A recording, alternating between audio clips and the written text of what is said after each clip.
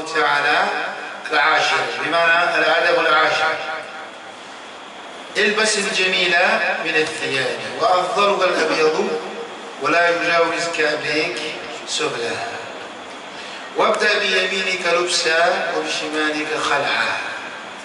ما شاء الله. C'est un adab عجيب. إذا شخص العثيمين البس الجميلة من الثياب. Il porte l'habit, les beaux habits. Porte tes beaux habits. Parmi tes habits, porte ce qui est beau. Quand tu veux t'habiller, cherche ce qui est les beaux habits, tu portes.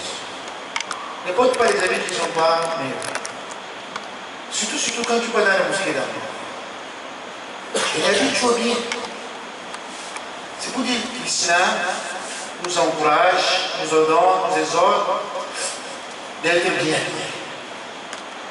Être bien habillé n'est pas se vanter, se montrer pour l'ostentation. Ça, c'est les choses établies. Chez les soufis, c'est eux qui parlent comme ça. Et quand quelqu'un porte des beaux habits, il n'est pas quelqu'un de quoi, il n'est pas zahid. Il est quelqu'un de douillant. Tu vois, les gars qui portent toujours les beaux habits, tu vois, oh, le bon on a amené le frère, c'est pas dit, le douillant a amené les gens. Et tu vois leurs habits, tu vois comment ils s'habillent. Hein? Tu vois comment ils s'habillent, tu les vois, ils sont toujours avec les saillons, au jam caché avec les feuilles, et les poils. Tu veux qu'on s'habille comment? Là, ça, ce n'est pas la région Tandé. La région Tandé nous ordonne de porter les beaux habits. D'arranger bien, tu laves bien, tu parfumes bien, tu repasses bien, tu poses sur toi. C'est ça l'islam. Inna Allah jamil yuhibbul jamal. Allah il est beau et il aime ce qu'il est. Habillez-vous bien, arrangez-vous bien, portez les meilleurs habits. Surtout, je dis, je précise, surtout quand vous partez dans les mosquées, dans les maisons d'Allah. Il ne faudrait pas que les gens s'habillent quand ils veulent plutôt aller se rendre visite dans leur maison, bien. Lorsqu'ils viennent prier, ils portent les habits de marché sans bagage, les habits qui fait ses porteurs avec. Ne prends pas des habits que tu fais tes porteurs pour venir ici à la mosquée. Porte des bons habits, des beaux habits. Hein? Porte des beaux habits. Quand tu viens à la mosquée. Ça c'est l'ordonnance d'Allah, du prophète sallallahu alayhi wa sallam. Il faut bien t'arranger quand tu pars à la mosquée. Et alors à la mosquée, même à ta maison, quand tu sors, les gens de la maison ils descendent, que tu partes dans un endroit qui importe. Lorsque tu te ranges, papa il va où? Il part à la mosquée. Il faut que tu te ranges, tu portes le salon, tu te ranges bien. Hein? Tu prends le parfum, tu mets. Les enfants comprennent ça. Il part là-bas, il met le parfum devant tout ça. C'est pour la mosquée. Ils comprennent que, il part dans l'endroit qui est important. C'est pour ça qu'il prend la peine de faire toutes ces choses-là. Ça, c'est l'éducation de la. Tu ne parles pas, tu es en train de poser des actes et les enfants lisent ces actes-là. Parce qu'ils savent où tu es parti, tu es en train de parler. Tu dis que je vais à la mosquée. Ils vont que tu vas à la mosquée. Et tu as pris toutes ces peines-là de te laver, de te parfumer, d'utiliser les siroirs, de t'arranger, de porter le schéma, de porter ton chicha, de porter toutes ces choses que tu t'es arrangé avec juste parce que tu es allé à la mosquée. Ça, c'est l'ancien. Et le bassin de Jimmy. Porte la vie quand tu vas à la mosquée. C'est bon? Même si tu n'as pas beaucoup d'habits, si tu as un seul habit ou deux habits, arrange ça. Ce n'est pas parce que tu as un habit que tu vas voir le délai va plier, comme si même le fer à charbon n'existait pas. Il y a au marché de la gare. Au marché de la gare, on voit les anciennes choses là-bas. Celui qui ne connaît pas, je lui montre. Au marché de la gare, c'est ma mère qui m'avait montré ce marché. Il dit les anciennes choses. On mettait ainsi, tous les anciennes choses. Il y a le fer à charbon là-bas. On ne vend pas le charbon. Monsieur, tu n'as pas le courant. Sur le charbon, tu repasses la vie sur vous. Parce que si tu vois les gens, les gars, les musulmans, les gars, comment ils s'habillent. Ne nous salit pas l'islam avec des sales comportements là. Ne nous salit pas l'islam avec des sales habits que tu portes tous les jours là. Lave la vie et tu ranges ça. Et ne gagne pas l'image de l'islam là où tu pars. Où tu veux partir dans un bureau, habille-toi bien. Quand tu sors, on voit le djabal de l'islam. On voit le hiba de l'islam. Peut-être les grands qui ont même des rangs sur ce que tu peux te citer la place pourtant. Tu es un simple fidèle qui. Tu n'es même pas imam, tu n'es même pas Moselle.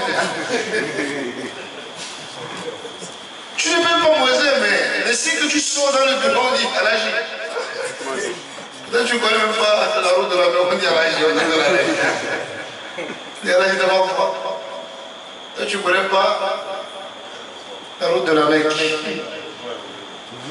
Mais tu es bien, bien.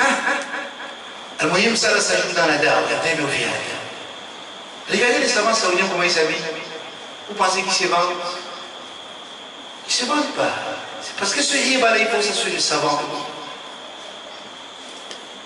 Tu vois, je connais les savants saoudiens, ils ne peuvent pas s'asseoir pour faire un cours tant qu'il n'a pas porté le bourda des imams. Il doit porter ça. Il porte dès qu'il sort, il enlève. Et il fait ça pourquoi? Il faut le hiba de l'aile. Il faut se hiba. C'est comme ça le mouchama. La scène doit être comme ça. Tu vois, quelqu'un parle comme s'il était en train de.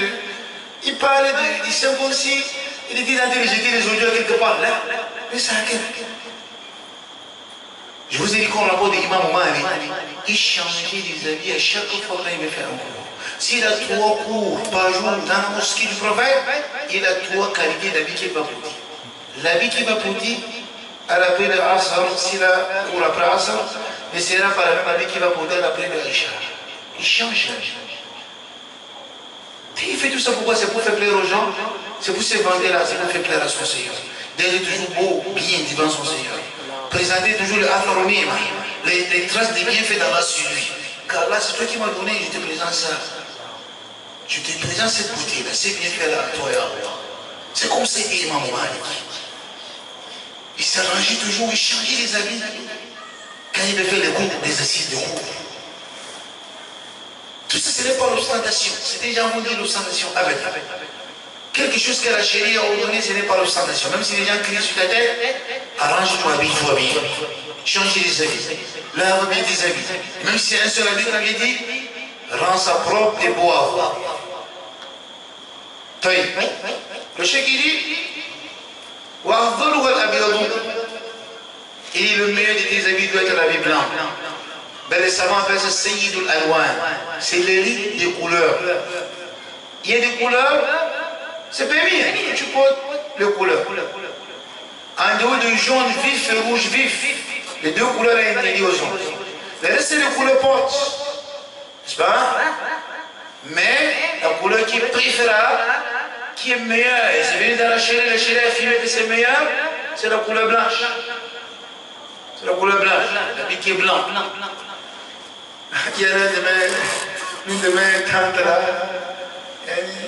son fils est chiite, et il y a un temps que je discutais avec son enfant, qui est chiite, qui est mon cousin, et la maman elle supposait son fils.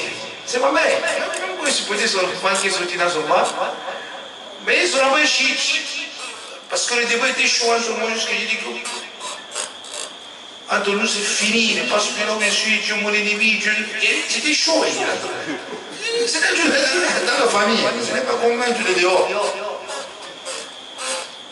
Quand on parle, j'ai présenté les savants saoudiens. Il dit regarde les savants saoudiens, regarde comment tu es devenu. Et le mouvement lequel il est devenu Chine est devenu comme un esclave des humains, comme quelqu'un ramassait des ordures ou quoi. Et il est devenu autre chose. Quand je présentais ça, je présentais le Jamal, l'Islam, le Hébat de l'Islam. Il dit, regarde l'État saoudien, l'État riche dans le monde entier. Regardez comment les amants ils se portent, ils portent les habits. Selon mental, il ferme ta bouche. Le mot qui porte là le blanc, le mot qui porte là le blanc, le mettre français ça. J'ai dit que l'habit blanc là c'est cher, plus que faut pas les 100 000, les 200 000 là. Les saouds là tu vois, c'est blanc là, c'est cher, hein, ce n'est pas. Tout blanc n'est pas un beau pour que tu parles. Alors je vous pose la question, vous pensez que vous c'est un blanc, c'est le même c'est un blanc de Malik Salman? Malik Salman il porte le blanc toujours. Là tu parles que son blanc là, son tissu blanc c'est ton tissu blanc. Tout est blanc. Tu te réunis avec lui dans la couleur, mais tu te réunis avec lui dans la qualité. Vous êtes parlé en couleur, on va dire que vous blanc. Là que la qualité n'est pas pareille. Les deux sont 1 mètre de dessus, c'est 200 ou 500 000. 1 mètre. 1 mètre de son tube, que tu vois, c'est comme si c'est l'étoffe blanc qu'on envoie le mot avec. C'est fin comme ça. Peut-être 1 mètre pour 500 000. S'il faut 3 mètres pour épouser un salon, ça fait 1 million combien? Et quelqu'un va voir dire que tu vois, jusqu'à la vie qui ne change pas là, la vie qui ne change pas. Parce que un bon blague, ça va que c'est le même blague. Ça va que peut-être il y a au moins 5 ans, ça va blague dans la valise, on change le blague tous les jours. Ça veut dire que le blanc là, et puis que vous êtes pauvre, vous êtes diminué, vous n'avez rien. Vous avez seulement un blanc que vous changez tous les jours. Vous changez, vous posez tous les jours. Vous l'avez repassé mon Dieu. Moi je l'ai dit que ce n'est pas vrai. Ce n'est pas vrai. Nous c'est un blanc que tu vois là, s'achète, mais qu'est-ce que les gens font? Et tu vois ces filles comme ça, mais s'achètent des caisses. Tu me dis que c'est un blanc. Tu me dis que j'ai porté le blanc, j'ai porté le blanc. Ça vous réunissez avec lui dans la couleur. La couleur. C'est comme Allah la science, tu as la science, vous réussissez avec Allah sur le nom. Mais la réalité est différente. Ta science a un début et à la fin, et la science d'Allah n'a pas de début ni de fin. Mais tous les deux on appelle ça quoi? Science. Et de la couleur blanche est la meilleure de couleur. Fais l'effort que la majorité de tes habits soit la couleur blanche. Même s'il y a d'autres couleurs dedans, ce n'est pas haram, sauf les 2 couleurs que j'ai soulevées qui viennent dans la chaîne, que c'est haram. Le reste des couleurs, c'est les que tu portes, mais la majorité de tes habits doivent porter l'habit blanc. Mais la meilleure dedans doit être blanc. La meilleure que l'on peut tu vas vraiment, ça c'est pour un dîner, on dit comme dîner valise. Fais l'effort que dîner valise soit blanc. Chaque personne a son dîner valise. Et chaque personne a un dîner valise. Quand ça arrive à un niveau, tu sais comment, khalas. Moi, je suis moi, il y a un dîner. Il faut que là où on dit, ce soit la vie blanc. Ça ne veut pas, c'est la vie de couleur qui vient dans la chair. Quelle que soit la qualité du tissu, mais fait que ce soit la couleur blanche. C'est bon? On continue. Voilà le jaouis qui a bien ce plat. Ah, ici il y a beaucoup. Quand là, le jaouis qui a bien ce plat. Parmi le adab au thiyab, tu portes le meilleur habit. Deuxième chose, ça va être la couleur blanche qui est préférable et toutes d'autres couleurs permis. Troisième chose, ça ne veut pas dépasser la chair. Faites-vous que ça ne dépasse pas la chaîne. C'est ça la chaîne. Tu peux porter jusqu'ici, il n'y a pas un problème. Ça descend jusqu'à là, il n'y a pas un problème. Ça ne dérange pas. Là, il ne fait pas que ça traverse. Il y a qui se traverse, ce n'est que 2 cm. Tu vas aller en enfer à cause de 2 cm. Il est à cause de 2 cm, tu vas en enfer. Les gens sont confort. C'est petit, c'est 2 cm, ça t'amène en enfer pour rien. C'est un enfer comme ça pour rien. Allah dit on brûle ça en enfer.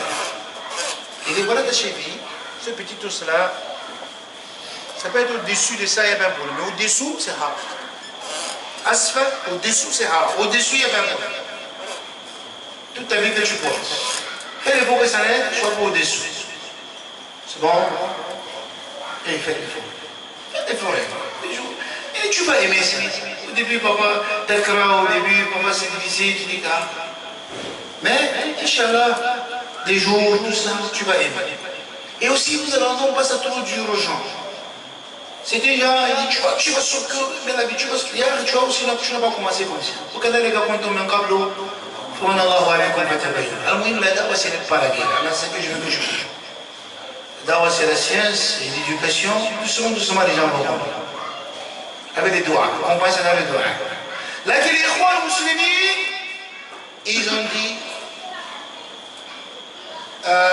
c'est lorsque quelqu'un baisse son habit par orgueil que c'est haram. Quand tu baisses ton habit, ce n'est pas par orgueil, ce n'est pas haram.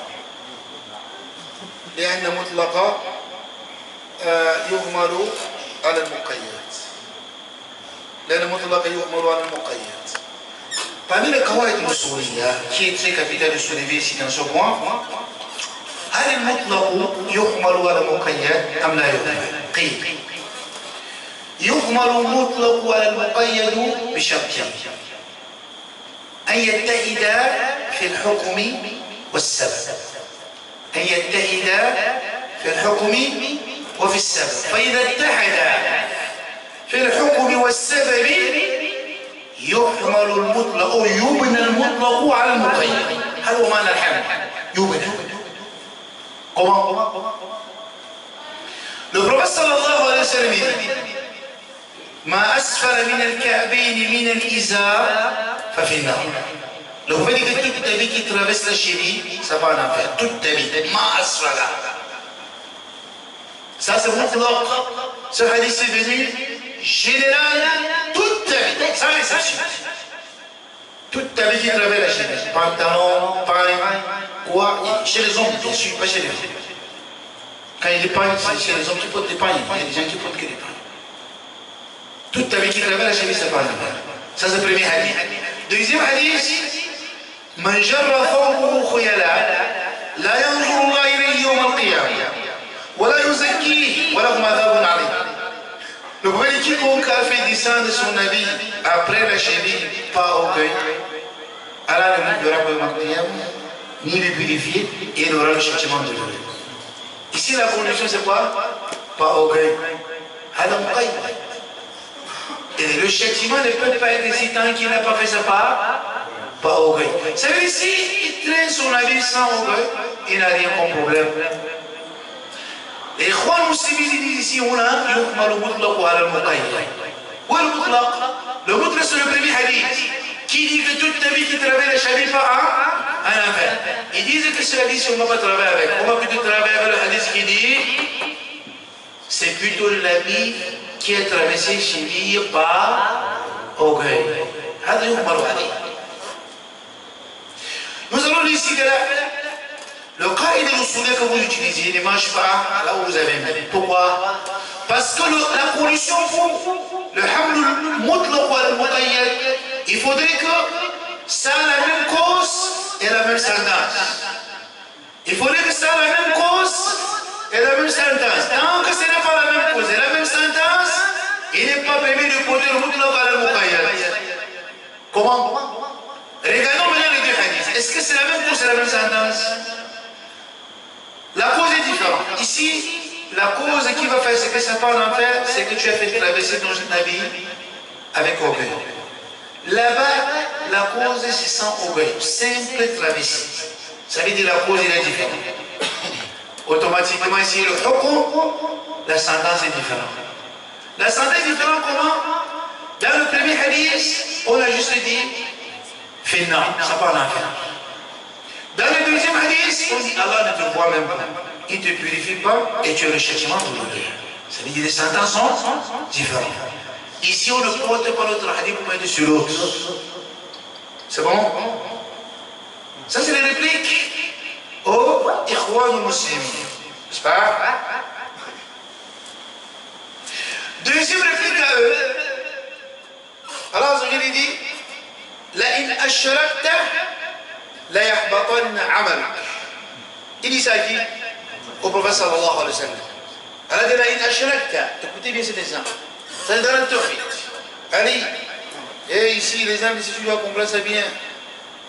Tu dois comprendre ça très très bien. Le hamlul mutlaq wa al-muqayyad. Et ici, cet exemple que je viens avec, c'est permis de le hamlul mutlaq wa al-muqayyad. Et là, ça c'est dans le tawhid. Allah Azza wa Jalla dit au prophète sallallahu alayhi wa sallam La in ashrakta la yahbatanna amaluk. Et si tu associes, tes œuvres seront vaines. Si tu associes, on rend tes œuvres vaines. Et la cause de rendre les œuvres vaines, c'est l'association. C'est bon? C'est la cause. Si il y a association, les œuvres deviennent vaines.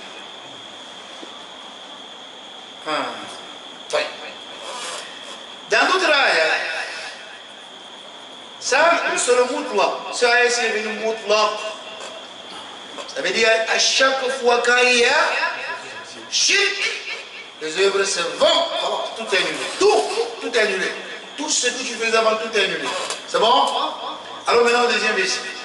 Allah dit, man yartadda minkum an dinihi. من يرتد منكم عن دينه فيموت فسوف ياتي الله بقوم يحبهم ويحبونه أعزة يجاهدون في سبيل الله ولا يخافون في الله لا أظن الآية من يرتد منكم عن دينه من يرتد منكم عن دينه لا ليس هكذا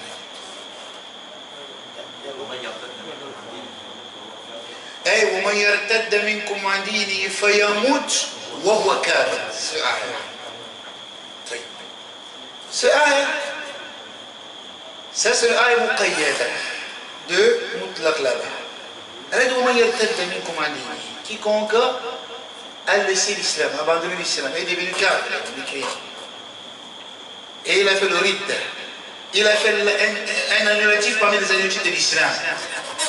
Il a associé les sorties dans l'islam. Et il a fait le shirk. Le ridda c'est le shirk, n'est-ce pas? Avec le ridda il y a le shirk, le kufr, tout ça c'est le ridda. Il est sorti de l'islam. Alors il dit, quiconque est sorti de l'islam parmi vous, il est fayamout. Et après cela, il est mort. Et après le ridda, il est mort. Quelle est sa sentence? وهو كافر. Et متى صار كافرا؟ Est-ce qu'il est devenu kafir directement?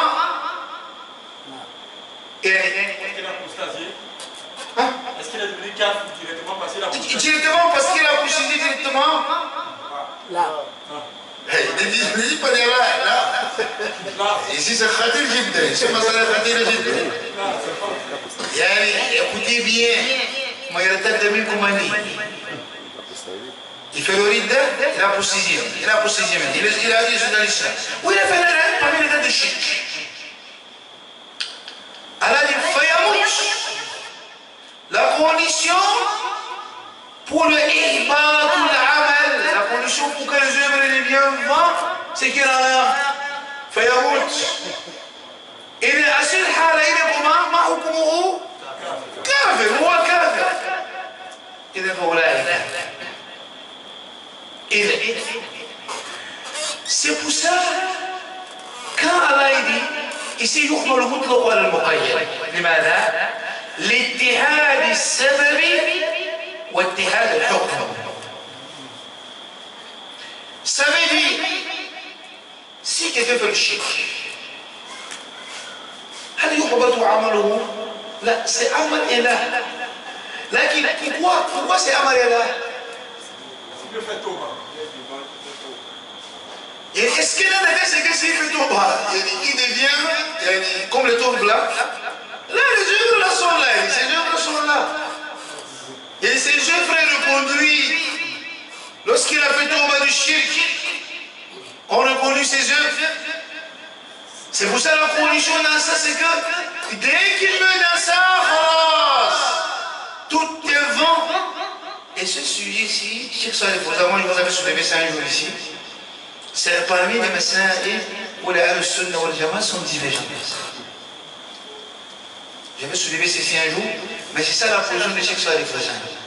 C'est pour ça lorsqu'on lui demande, quelqu'un qui a fait le shirk et qui avait fait le hajj, est-ce que son hajj est annulé, il lui faut maintenant aller refaire notre hajj? Il a dit que là, tant qu'il n'est pas mort, ce hajj de l'islam qu'il avait fait sera reconduit dès lors qu'il fait tauba. Ça veut dire que ça n'annule pas son hajj. S'il fait tauba, après ce shirk qu'il avait, son hajj qui était le hajj de l'islam et qui était le premier hajj qui n'est pas le hajj mustahab est reconduit. Et il a pris ce ayah comme dalil. Parce qu'ici, Allah dit fayamout wa huwa kafir. Il est où là, il n'est pas encore.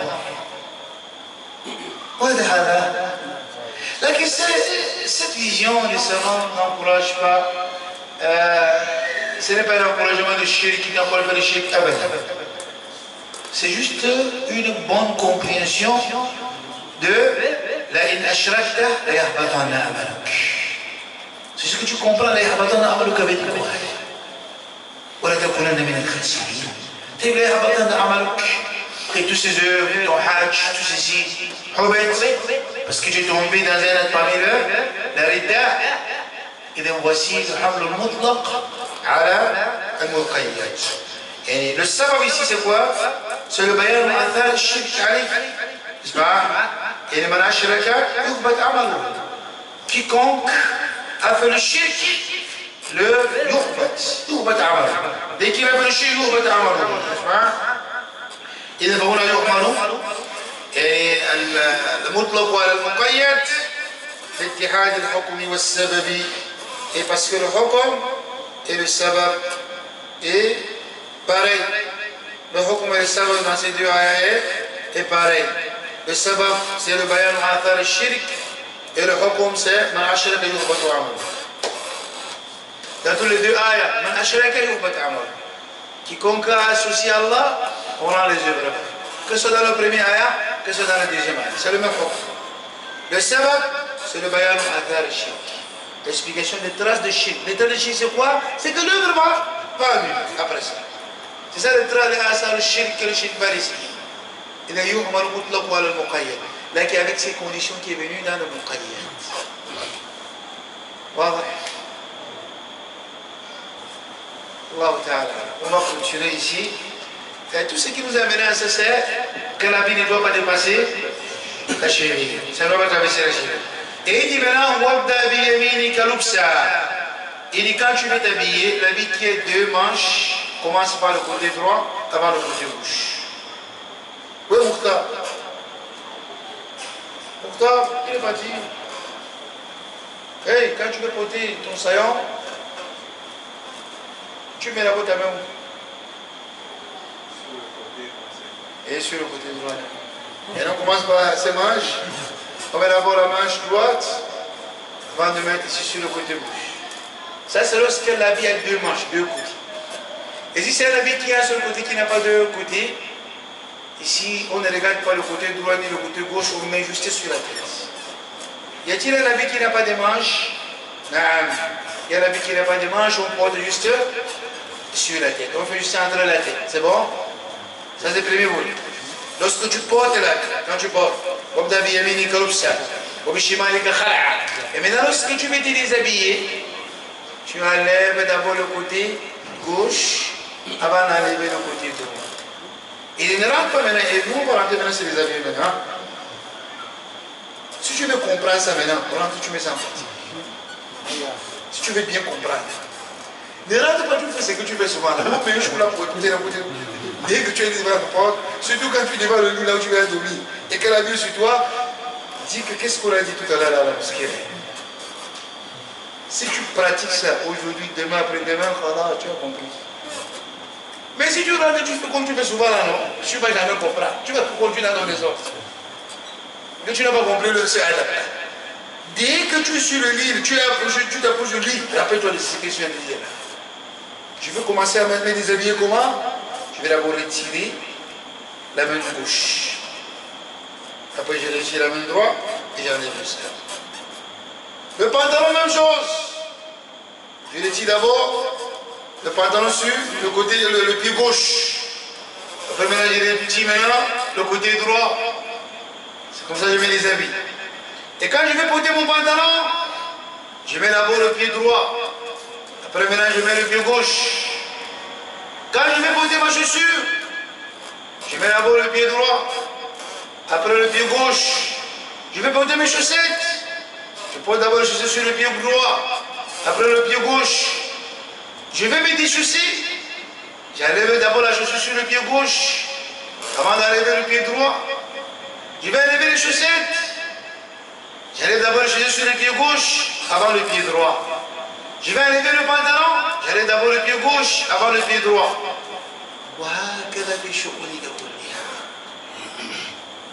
C'est pour ça que tu vois à la mosquée, quand les gens sortent là, tu vas à la mosquée, hein? Maintenant tu vas sortir, tu vas porter la vie comme les choses comment? Ça là, tu vas remettre quel pied? Le pied droit. Tu vas enlever le pied droit, tu portes d'abord le pied droit, hein? La chaussure, hein? Ah oui. Non, ou là. Non. Et pour porter, on peut d'abord le pied droit. Et tu vas sortir de la mosquée avec les pieds.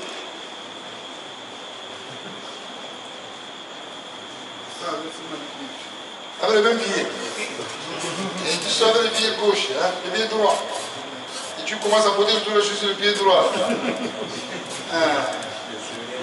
Quelle là, hein? Tu commences à poser ta chaussure quand tu vas sortir sur quel pied? Le pied droit. Et tu vas sortir de la mosquée avec quel pied? Le pied gauche. Tu vois là où il y a un problème. Et maintenant je sors avec le pied gauche. Maintenant il ne m'est pas permis de porter d'abord la chaussure avec le pied gauche là. Hein? Et maintenant je commence à porter la chaussure plutôt avec le pied droit. Et maintenant je vais mettre le pied ici sur la terre. Vous savez mon pied. Tu poses au-dessus de la chaussure gauche. Tu mets ton pied gauche au-dessus de la chaussure. Ne porte pas avec. Tu avances la bosse et tu mets au-dessus. Et maintenant tu prends la chaussure, tu portes d'abord le pied droit avant de porter le pied gauche. C'est ça la sunna Mukhtar. Hein? Ça là. Tu as compris ce qu'il dit? Il faut bien comprendre. Et pour bien comprendre comme il t'a dit, dehors tout à l'heure. Et là. Dehors tout à l'heure, c'est que tu es bien compris. Inch'Allah, on va s'arrêter comme ça. Car dans la bonne compréhension, et la mise en pratique. Alhamdulillah, on a fini ce grand livre qui était